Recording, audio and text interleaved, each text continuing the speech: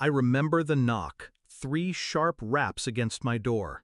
When I opened it, my mother was standing there, tears streaking her face, shoulders shaking. For a moment she looked smaller than I'd ever seen her, vulnerable, afraid. And I thought of the tickets, the cruise, the family vacation where I didn't exist. She wanted comfort. She wanted me to forget. But all I gave her were the words she earned. Now you know what exclusion feels like. It hadn't started with the cruise. It never does. Growing up, I was the easy one, the quiet one. I didn't demand. I didn't fight. My siblings needed more, so I learned to step aside. Birthdays came and went, sometimes noticed, sometimes not. I told myself love wasn't measured by celebration, that the little scraps of attention I got were enough.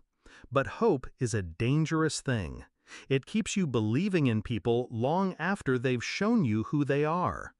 The real break came last spring. I'd planned a vacation, a modest one, 2 weeks away from work, a chance to breathe, to feel like life was mine for once. I remember the phone call.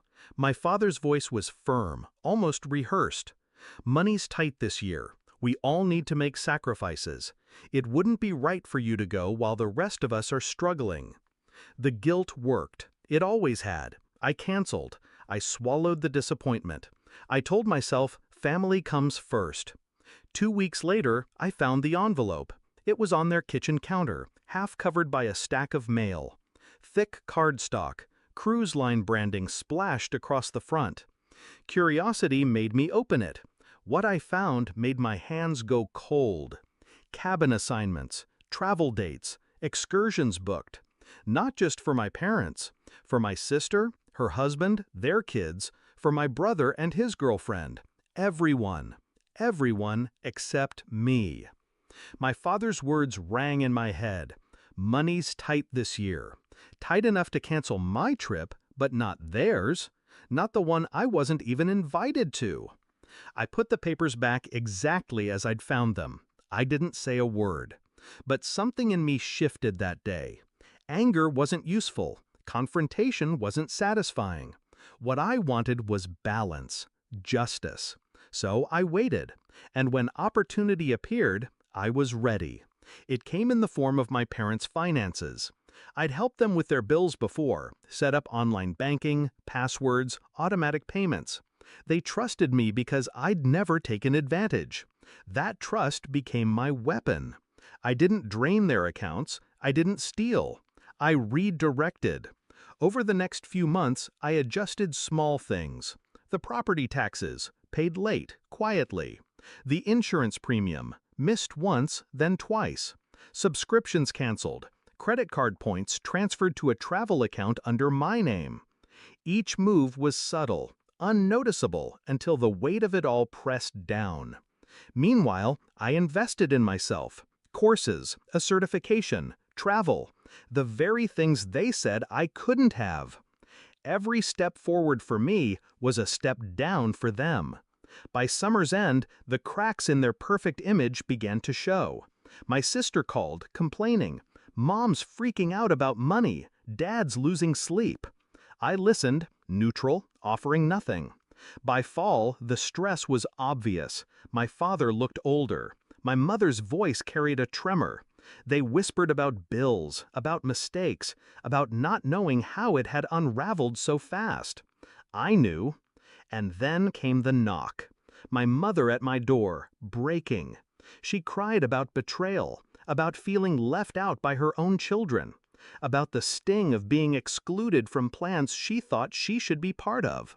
And that's when it clicked. They hadn't just excluded me, they'd taught me how exclusion works. They'd modeled it for years. All I'd done was return the lesson. I let her talk, let her sob, let her choke on the very medicine she'd given me. Then I delivered the line, calm and steady. Now you know what exclusion feels like. Her face froze. The tears slowed. In her silence, I saw the realization bloom. This wasn't sudden. This wasn't chance. This was deliberate. She left my door with red eyes and unsteady steps. I didn't follow. I didn't comfort, because I wasn't the quiet one anymore. I wasn't the afterthought, the convenient sacrifice, the empty chair. I was the one who learned, the one who turned their cruelty into clarity. Now, months later, when I think of that cruise, I don't feel bitterness. I don't feel loss. I picture them smiling on deck, sun on their faces, believing they'd gotten away with it. And I smile too, knowing what was coming for them, knowing they'd return to a house full of overdue notices and the first taste of uncertainty. They thought I was naive, disposable, blind, but I was watching, and I was patient. Revenge wasn't about shouting, it wasn't about confrontation, it was about precision, making them live the very emptiness they once forced on me. And when my mother wept at my door, I didn't see weakness, I saw justice.